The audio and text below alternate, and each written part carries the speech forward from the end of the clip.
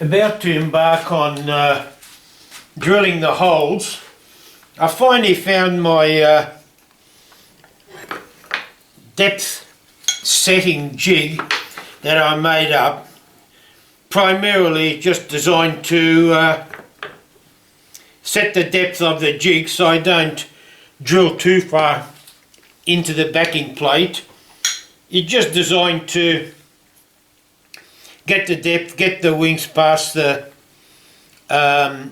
base, and that's it. Although actually it's probably set about a mil or two, maybe a mil and a half, maybe nearly 2 mil longer than it should be. Next time I'll do it. Now I normally keep this drill bit in this jig, and before you ask why do I need this depth cutting jig, sometimes I might want, depending on how you configure your holes, you might have to swap the drill from this guide over to the other guide, and that's where this does come in handy for repeatability.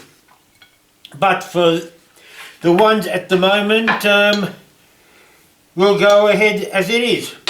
I've got a backing board under there because I said it goes down about a mil at least below the surface, and I want a backing board so I can minimise tear outs on the outside.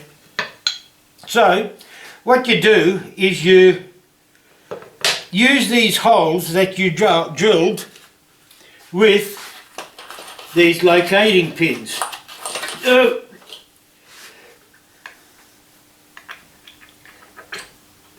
Now usually these holes that you drill are 3 mil, which happens to be the exact diameter of this little, and it is a dedicated drill bit for the kerf system, so that actually fits in. Hang on, I don't know how well you see it, but that fits into that 3 mil hole. So you can use that to initially align, and then naturally get these pins, and you locate the jig in the holes. It's just as simple as that. I also have this, where the hell is it? Here it is, this dust shroud that you can put on either side depending on where you decide to capture your sawdust from. Actually, it's a bugger to put on, especially for somebody with dodgy thumbs. But once you got it on, you can put it on either side actually. Being right-handed, I prefer it on that side. I've got my dust extraction. Unfortunately, the battery, actually, I should do that. The battery on this drill isn't, what do you call it, Bluetooth, so I've got to do it manually, and there is a remote starter on the end of this hose.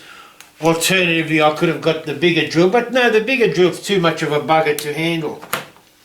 So let's go this way. Have you got the thing in? Yep. Turn it on.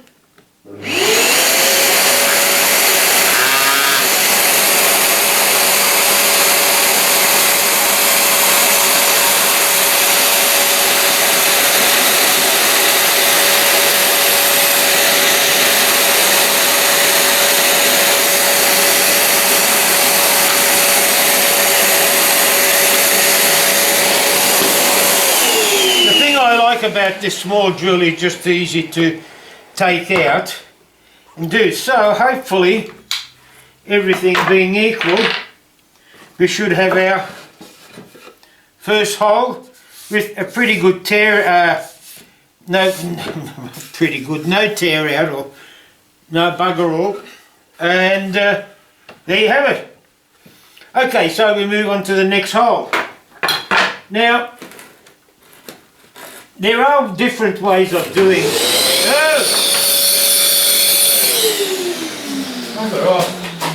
There are different ways of doing it.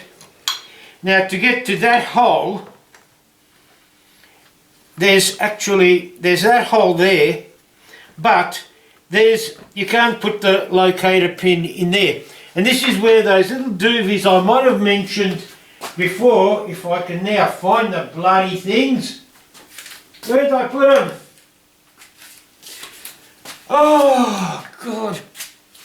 No, I actually put them into a container. Oh look, oh here it is. It sounds stupid, but it's a hell of a hassle to jump over this board to try and turn the camera off. Okay, that goes in there. No, it's not going to work too well because I haven't countersunk that hole yet. So we'll have to move on from now. I don't want to start getting the countersink out. I'll do another hole that I can do, which is,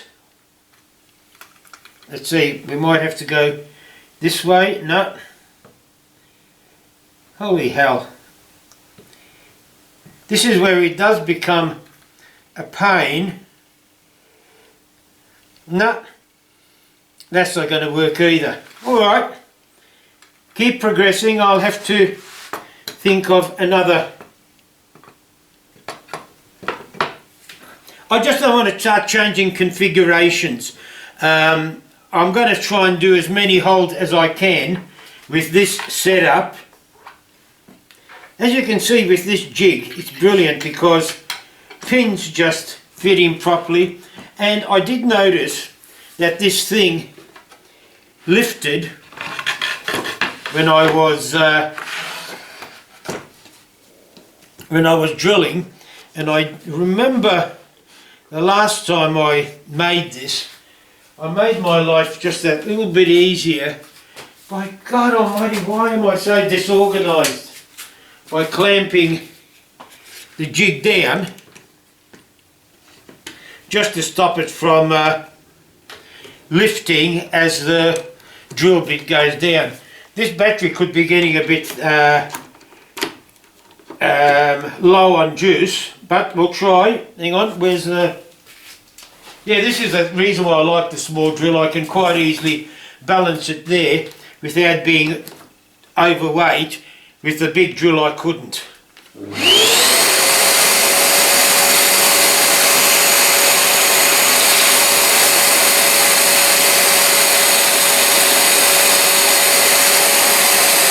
Okay, rather than stuff around, I'll go and get another battery.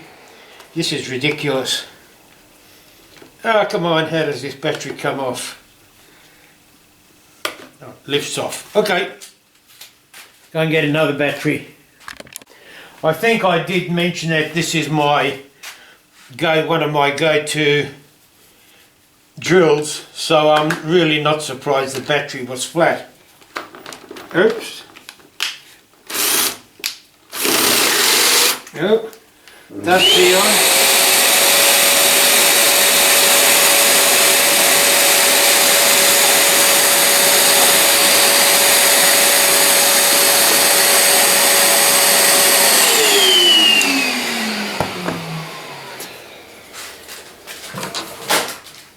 One thing I do hate about these tungsten carbide Forstner bits is they have these wings that cuts out a little plug, and the plug, where the hell is it? It's fallen down on the ground. As you can see, I have gone down quite a bit. The plug does prevent me from plunging further because it just spins around. But anyway, not to worry. Geez, I just pricked myself. What do we have here? If I put that on there, yep, that'll do me. I'll get away with that. Another pin there. Pin in there. I can't put it there naturally because of it.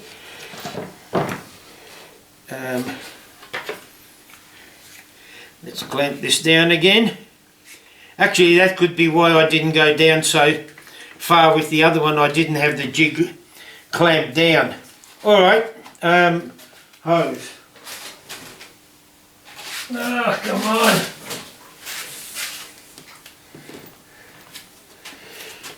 That on.